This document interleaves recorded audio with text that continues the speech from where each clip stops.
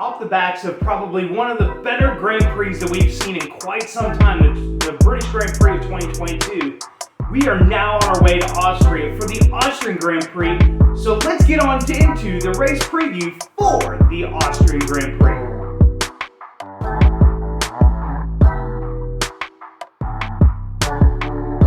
What's going on, you guys? It is your boy, the American F1 fan, Eric Ringle here, and it is time to preview the Austrian Grand Prix this year from the Red Bull Ring in Spielsberg, Austria. So let's get on into looking at the track layout and what the drivers will have in store for 2022. So previewing the circuit for the Austrian Grand Prix, this is the Red Bull Ring in Austria. It is a 4.318 kilometer circuit. It's only got 10 turns, and a lot of the track is mainly straightaway. So this is going to mean that it is going to be almost strictly power. So this is going to be a real show of whose engine is best and, maybe whose engine is lacking. You have 3 DRS detection zones on the track. You have one right before turn 1, heading down the straightaway. You'll hit a little kink at turn 2, and then you'll hit the second of 3 DRS detection zones. Then from turn 3, you'll hit another DRS zone. Then, as you get to turn 9, just before turn 10 and getting back onto the main straightaway, that is where your third DRS detection zone is. And off of turn 10, this is where you get a lot of really good action if you're really close, especially towards the end of the lap. We've seen a lot of great action in the past here, and even at turn 10, we've seen a lot of spin outs, guys catching too much of the curb here.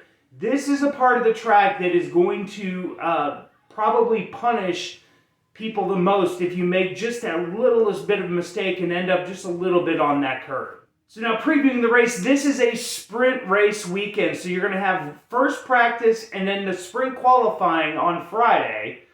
Then Saturday you're going to have practice number 2 and then the sprint race itself, which will set the grid then for Sunday and for the Austrian Grand Prix. Now, looking at the championship results, Max Verstappen still holds the lead in the World Drivers' Championship. He's got 181 points.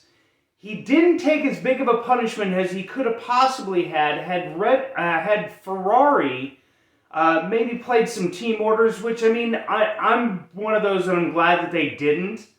But had they played team orders a little bit more, I think Charles Leclerc would have gained a little bit more points here. As you can see by the points so far after the British Grand Prix, you have Max Verstappen on 181 points. You have Sergio Perez in second place with 147 points. Charles Leclerc's in third with 138. And really, even Carlos Sainz has kind of, very quietly worked himself back up into this. He's got 127 points.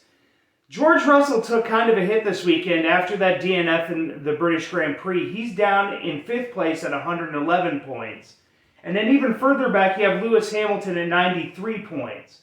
So going into this weekend, this is going to be a test for Charles Leclerc and for Ferrari. Charles Leclerc needs to get back on top of the world and on top of Formula One. He needs to get a race victory here. And really, he needs another one of these races where, Max has some issues, maybe collects a little bit of damage that maybe slows his car down. He needs another one of those weekends to where he can make a big point haul against Max Verstappen and, slowly start to crawl his way back into the Formula One Drivers' Championship. So now taking a quick look at the weather for the Austrian Grand Prix. This weekend is supposed to be absolutely perfect. As far as weather goes in Austria. Not going to get any rain like we have seen in the past, where it has created great races, and we even got great qualifying in the British Grand Prix, just in the wet conditions. So going into dry conditions for the Austrian Grand Prix, you're going to have the C5, the C4, and the C3 tires. So I'm going to put that up on screen for you guys. These are the softest of the compounds that Pirelli offers to all the teams for dry weather tires. These are their fastest tires. So going into predictions for the Austrian Grand Prix, what are my predictions? Carlos Sainz coming off a fantastic weekend.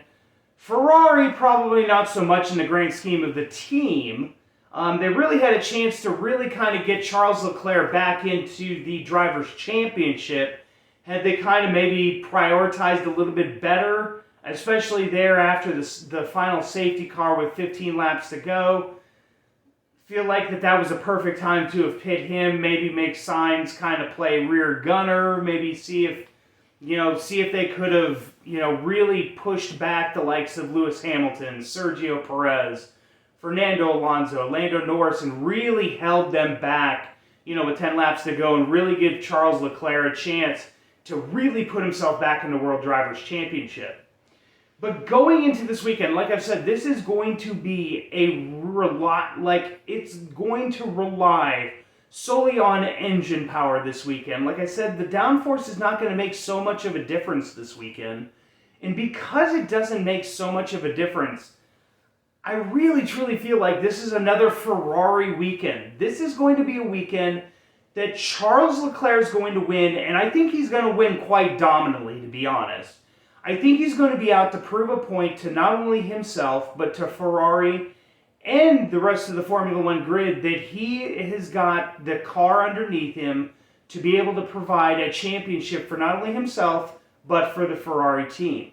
I think Carlos Sainz has done a fantastic job. I think he's going to finish second. My shocker. I'm going to go third place is going to be Valtteri Bottas. He's going to finish third. It just seems like that the Ferrari engine has had the most amount of power to start out this season. We've seen some great things out of Alfa Romeo. I think Valtteri's going to have a much better bounce back weekend after the weekend he had in the British Grand Prix. I'm still kind of on the fence of whether or not Mercedes is back for good, or if it was just one of those, you get a race where just things just happen to go Russell's way, and, was just happened to be fighting for it. I mean, let's think about it. Charles Leclerc had damage to his vehicle, and that was the only way that Hamilton was starting to catch up to him, was because of that damage. Had the damage not been there, do we really wonder whether or not Hamilton would have been there, or would this have been a runaway for Charles Leclerc? So guys, let me know in the comment section down below what you guys think is going to happen during this weekend for the Austrian Grand Prix. Not only the race itself, but even in sprint qualifying and even in the sprint race, because that's going to be what's going to set the grid for Sunday's Austrian Grand Prix. Also guys, slap a like on this video, hit that little thumbs up button over there, so that you guys can get more and more Formula One content out to more and more Formula One fans. And guys, please, subscribe if you guys are new to my channel for more daily and weekly Formula One content. We're going to have so much more content, and we're getting closer and closer to the Formula One Summer One break, which means we're going to start to put out more and more videos and put out more and more fun videos for you guys to kind of get you over those Formula One summer blues. But guys, thank you so much for watching this video. And guys, for the American F1 fan, I'm Eric Ringel. I'm off.